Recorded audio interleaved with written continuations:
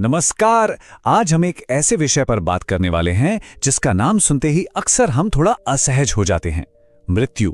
लेकिन यहां हम इसे डर की नजर से नहीं बल्कि एक गहरी समझ और एक संभावना के तौर पर देखेंगे। तो चलिए इस यात्रा पर साथ चलते हैं। ये एक ऐसा सवाल है जो शायद हजारों सालों से इंसान के मन में घूम रहा है। आखिर होता क्या है जब हम मर जाते हैं? क्या आत्मा वाकई शरीर छोड़कर चली जाती है? ये वो सवाल हैं जिनके जवाब हम आज इस चर्चा में ढूंढने की कोशिश करेंगे। सद्गुरु का ये नजरिया हमें एक बिल्कुल ही अलग दिशा में ले जाता है।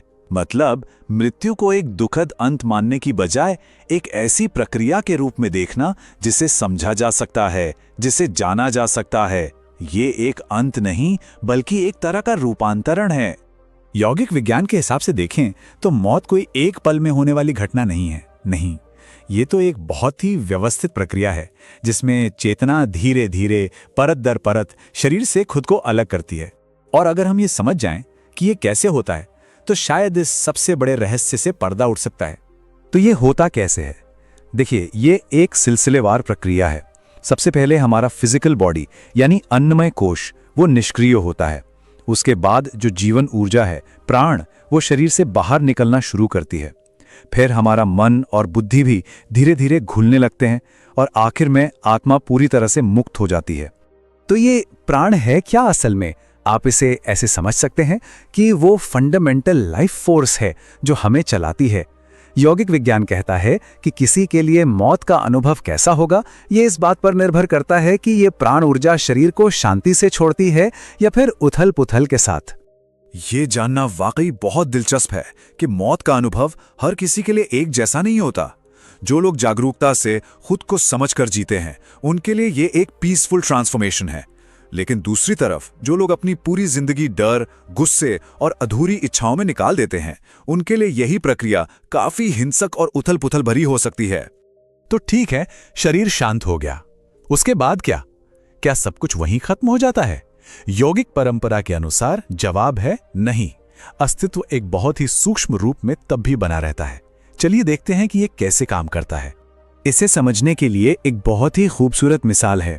सोचिए, जैसे कोई इंसान किसी कमरे से चला जाता है लेकिन उसकी महक कुछ देर तक वहीं रहती है।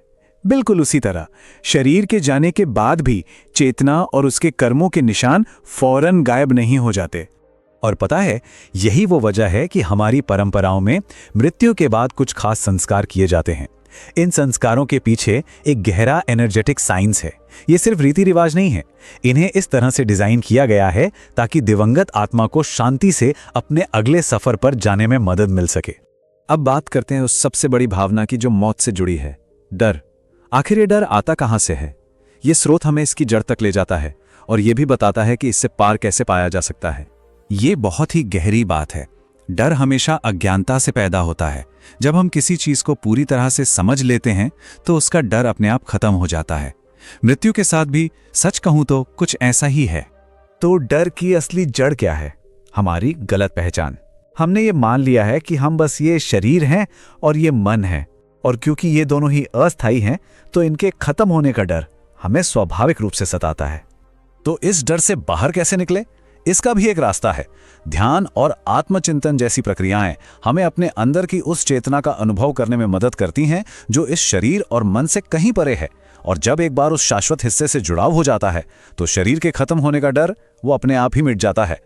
अब हम इस चर्चा के सबसे जरूरी और शायद सबसे परिवर्तनकारी विचार पर पहुंचते हैं। वो ये कि मृत्यु को एक दुश्मन की तरह नहीं बल्कि एक दोस्त की तरह देखा जाए। एक ऐसा दोस्त जो हमें जिंदगी को बेहतर ढंग से जीने में मदद कर सकता है।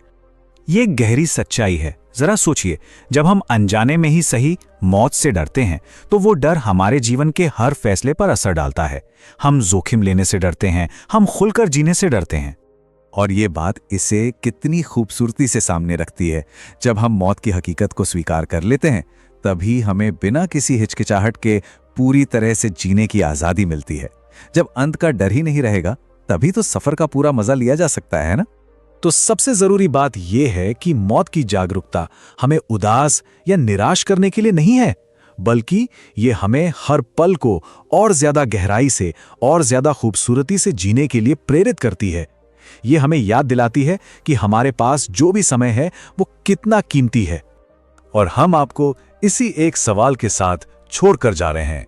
जरा सोचिए, अगर मौत का डर किसी के जीवन से पूरी तरह निकल जाए तो उसके जीने का तरीका कैसा होगा? शायद यही एक समझ हमें एक ज्यादा भरपूर और निडर जीवन की ओर ले जा सकती है।